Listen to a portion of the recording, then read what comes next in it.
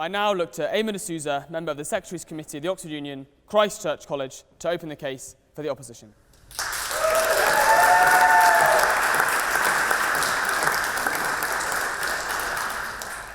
Thank you, Mr. President. It is an honour to be speaking here tonight. Ladies and gentlemen, I stand here today to argue to you that this House must not embrace an ever closer African Union. First, I will begin by clarifying exactly what I mean by this and providing you with some pretext to this motion. The African Union is an organisation consisting of 55 of the nation-states which make up the continent of Africa. Formed in 2001 to replace the Organisation of African Unity, it aims to create, I quote, a peaceful, prosperous and integrated Africa through projects which involve the enhancement of infrastructure, the empowerment of women and minorities, and the resolution of regional conflict. My speech today will not challenge these ambitions and will not argue for the abolition of the African Union. Instead, I wish to propose that the African Union must not exercise further powers of economic, cultural or political integration and must not turn into a wider Pan-African state. In arguing so, I will make three key points. My first and main point will be an empirical one and will address the failures and shortcomings of the African Union as it exists, which will only be made worse by the embracing of an ever closer union. I will then create a nominative challenge to the African Union and argue that we are being too ambitious in expecting a continent as incredibly diverse and complex as Africa to be successfully unified. Last but not least, my final point will be a challenge to the concept of a union in itself, and I will argue through the example of the EU that the goal of an ever closer union is itself a futile one. Before I do this, however, it falls upon me to introduce the speakers in proposition tonight. First, we have Mr. Garang Dutt, an MBA student at St. Catherine's College and a graduate officer at the Union. Garang started his academic career in medicine before moving on to policy at Harvard and then business at Oxford. In other words, from saving lives to mending them to destroying them.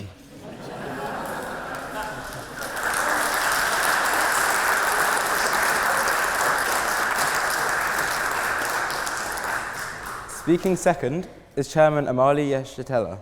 Chairman Amali is the founder of the Uhuru Movement, an African internationalist organisation which claims the only way for Africans to achieve liberation is to struggle for an all-African socialist government.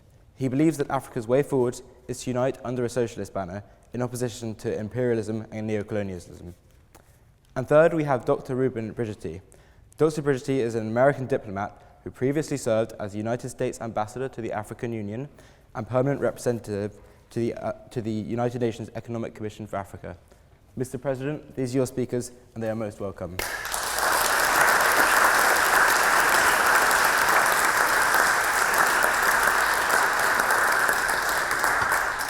Since its very conception, the African Union has been plagued with problems. It was founded as the brainchild of Libyan dictator Muammar al-Gaddafi, who had once described himself as King of Kings, and it was seen by many as an attempt to extend his power and influence to the rest of the continent. Indeed, a long-standing tolerance for autocratic leaders is demonstrative of the weakness of the African Union. In 2011, at the onset of the Libyan crisis, the African Union's chairman, Teodoro Mbasago, was sent to oversee and ensure a smooth transition to democracy.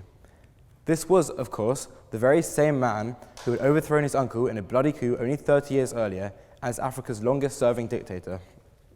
This highlights the weakness of the African Union in the face of authoritarian dictators and indicates its inability to achieve one of its key goals, peace and justice in Africa.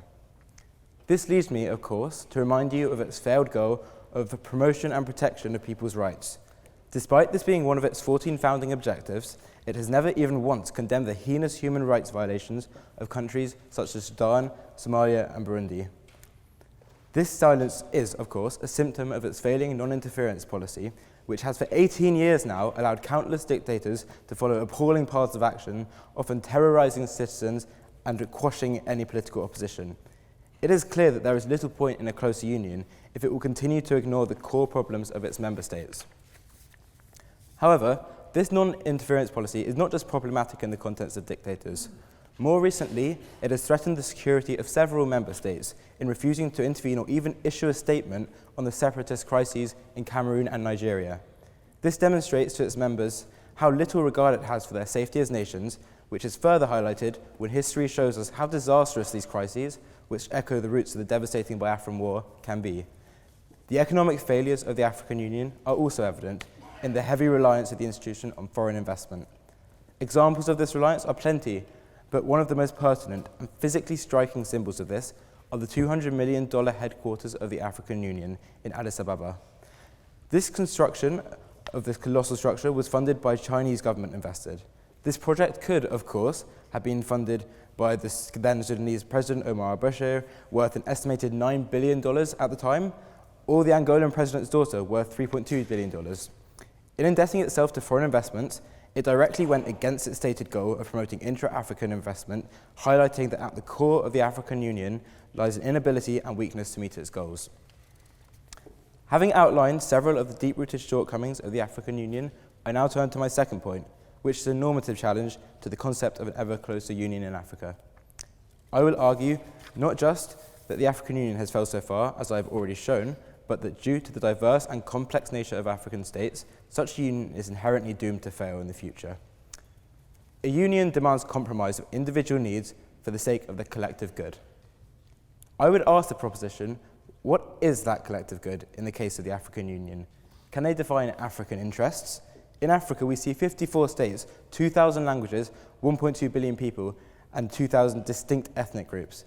The fact that these countries share a continent does not negate the extreme difference we can observe in culture, ethnicity, class, and religion. Nigeria, the 22nd richest country in the world, has very little in common with Ethiopia, the third poorest. As globalization becomes the norm, countries must think long and hard about what trade ties best meet their individual needs. The marginal benefit of a country being close to Nigeria or South Africa, for example, no longer outweighs the lucrative opportunities it could find by forming closer economic and political ties with a country such as India. No thanks. Integration, economic or political, should only be pursued if it produces benefits for all.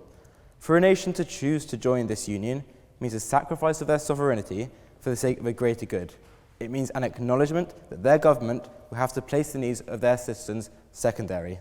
This flies in the face of the very purpose of statehood, which is that every citizen of the world has a government with the primary responsibility of ensuring their welfare. The harm of this is multiplied when, inevitably, a unified African Union becomes a vehicle to serve the needs of the most dominant and vocal nations.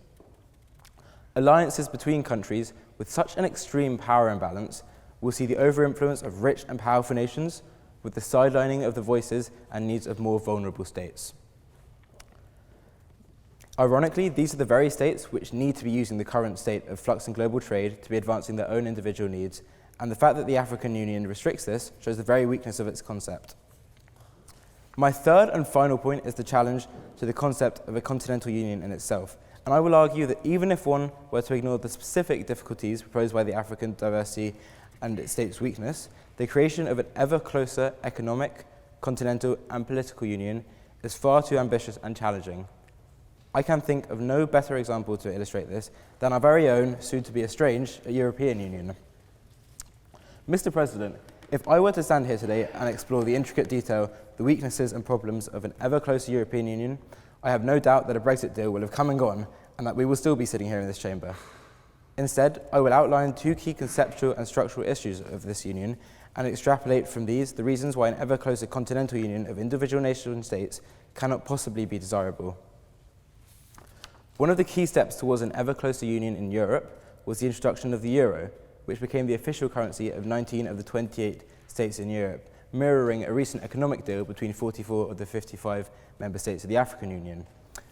Since its creation in 1999, the Eurozone has been a failure in more ways than one, and has received widespread criticism for its structurally weak management of financial issue and the inflexible monetary policy it has attempted to apply across countries ranging from Germany to Greece, which naturally have vastly different fiscal policies to each other. As a medic with rather limited exposure to even the basics of macroeconomic theory, I best understand this approach as being a one-size-fits-all, which does not account for the behavioural differences in the economies of different countries. Having seen the crises of the Eurozone stimulated by Greece, to take this one-size-fits-all approach towards monetary policy and apply it to Africa through an ever closer union would be far from desirable and indicates the infeasibility of an ever closer economic continental unions. Mr. President, in my speech today, I have endeavoured to show the several reasons why an ever closer African Union would not do justice to the demands and immense potential Africa holds in our world today. Each of the 55 nation states in Africa is a unique and diverse one and requires a policy response which suits it best. Through the many empirical and conceptual shortcomings of the African Union, we are depriving these nation states of this very need. Therefore, I strongly urge you to vote with the opposition tonight. Thank you.